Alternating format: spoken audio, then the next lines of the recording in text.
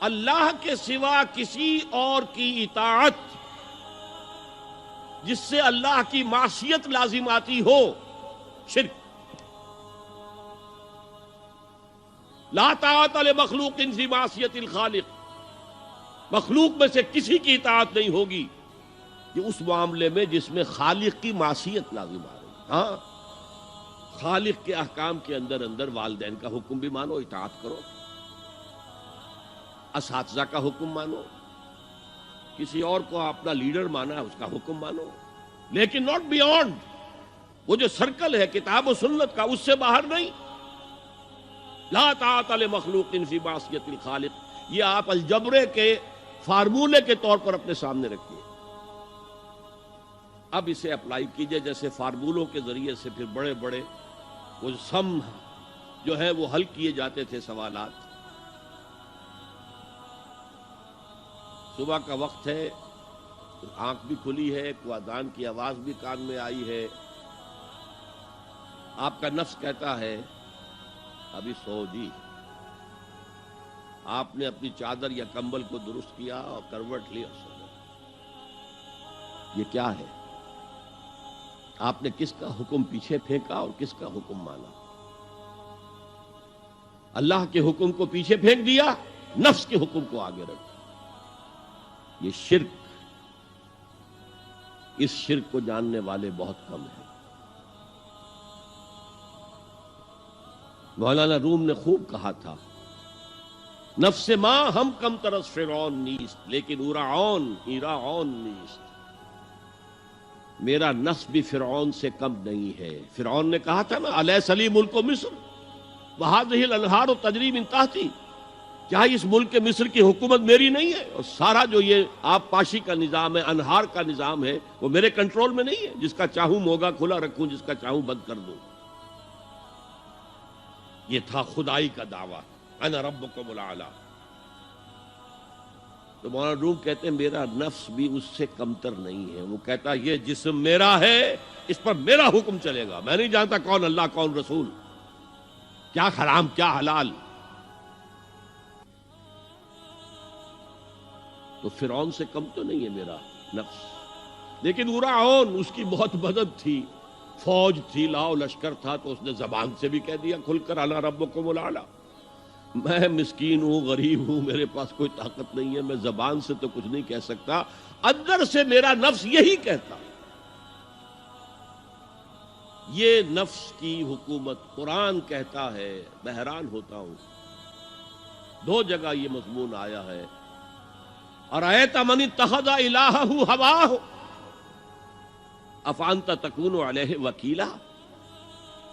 اے نبی تم نے دیکھا اس شخص کو، اس کے حال پر غور کیا جس نے اپنی خواہش نفس کو اپنا الہ بنا لیا ہے۔ اللہ اکبر،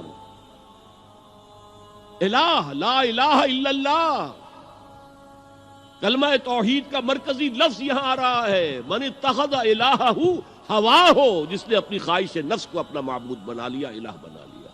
افانت تکون علیہ وکیلا، کیا آپ ایسے شخص کی کوئی ذمہ داری لے سکتے ہیں؟ سود حرام ہوا کرے جی، حرام ورام، ہمارا دھندا جو ہے وہ آگے بڑھ نہیں سکتا، تو اللہ کے حکم کو پیچھے ڈالا، نفس کے تقاضے کو آگے رکھا۔ کون معبود ہے آپ کا؟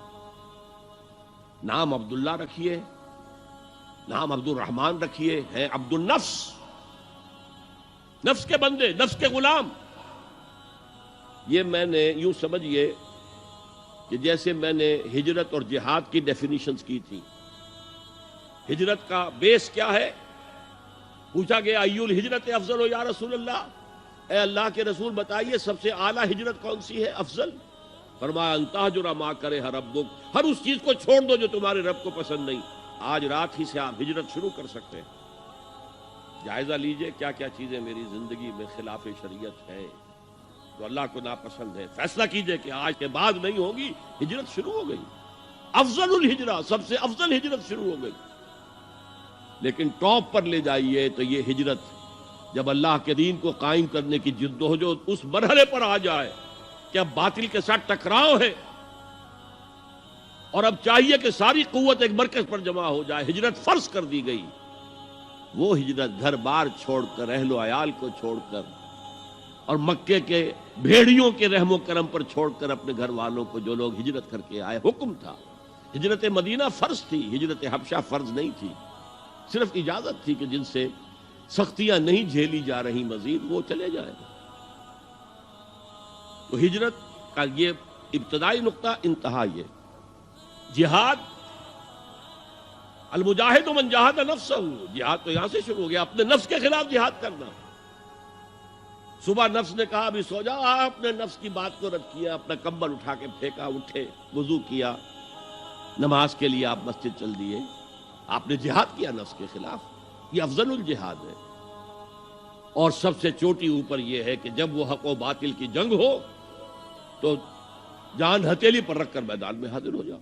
میں جب آواز دیتا ہوں وہ کہتے آ رہا ہوں میں جب آواز دیتا ہوں وہ کہتے آ رہا ہوں میں، یہی میرا تعارف ہے، گدائے مصطفیٰ ہوں میں۔